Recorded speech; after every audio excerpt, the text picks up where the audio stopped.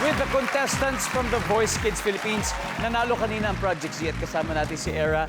Siya ang unang maglalaro dito sa... Pwede silang mag-uwi ng total cash prize na 200,000. At may 20,000 din ang napili niyang charity. Ano bang napili niyo, Era? Kapuso Foundation. Yeah, Kapuso Foundation. Thank you very much. Now, give me 20 seconds on the clock. It's time for Fast Money. Good luck. Ito na.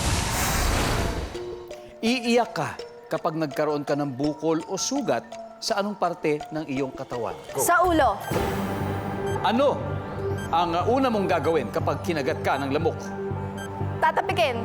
Sa iyong palagay, ano ang trabaho ng presidente ng Pilipinas? Nagkokontrol po sa Pilipinas.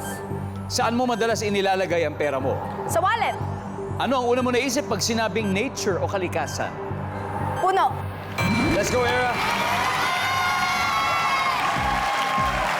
Era, iiyak ka kapag nagkaroon ng bukol o sugat sa parte ng iyong katawan. Sabi mo, ulo. Ang sabi ng survey? Wow. Ano ang una mong gagawin kapag kinagat ka ng lamok? Sabi mo, matapikin. Ang sabi ng survey? Pwede. Sa iyong palagay, ano ang trabaho ng presidente ng Pilipinas?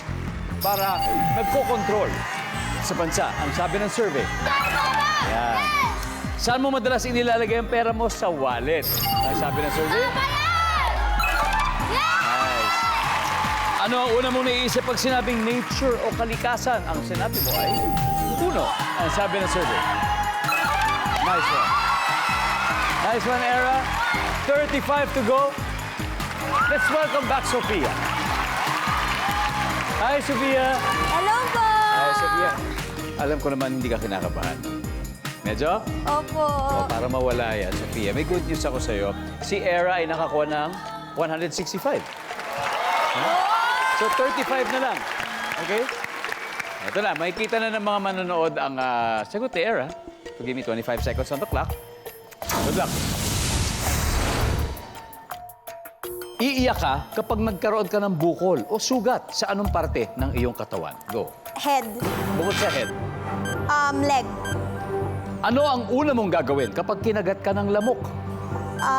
Isa swat. Isa pa. Isa slap. Isa pa? Bukod sa papaluin. Lalayo. ka na. Lalayo. Okay. Sa iyong palagay, ano ang trabaho ng presidente ng Pilipinas? Gumagawa ng laws. Saan mo madalas inilalagay ang pera mo? Bangko. Let's go, Sophia! 35 ang kailangan. Okay? 35 na lang. Dito muna tayo sa number 5. Hindi na natin naabutan kasi wala nang time. Una mo naisip pag sinabing nature or kalikasan, walang score. Top answer ay puno. Yan yung top answer. Saan mo madalas inilalagay ang pera mo? Sabi mo sa bangko. Ang sabi ng survey, wala rin. Ang top answer ay wallet. Tapos alkansya.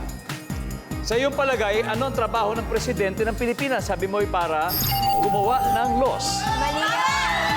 Mga ano yan, mga mambabatas, mga senators, congressmen, di ba yan? Ang sabi ng survey dyan ay, pero may sumagot, may 14. Oh. Ang top answer dito ay ayusin ang problema ng bansa. Ay, hindi na lang. Ano ang una mong gagawin kapag kinagat ka ng lamok?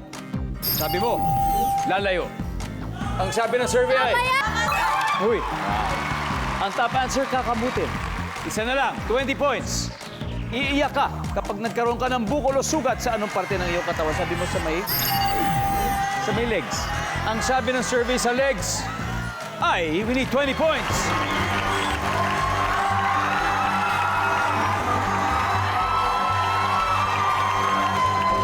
Yes! Woo!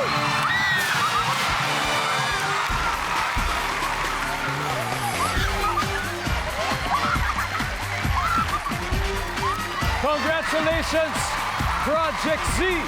You have won a total of 200,000 pesos. Grabe! Congratulations!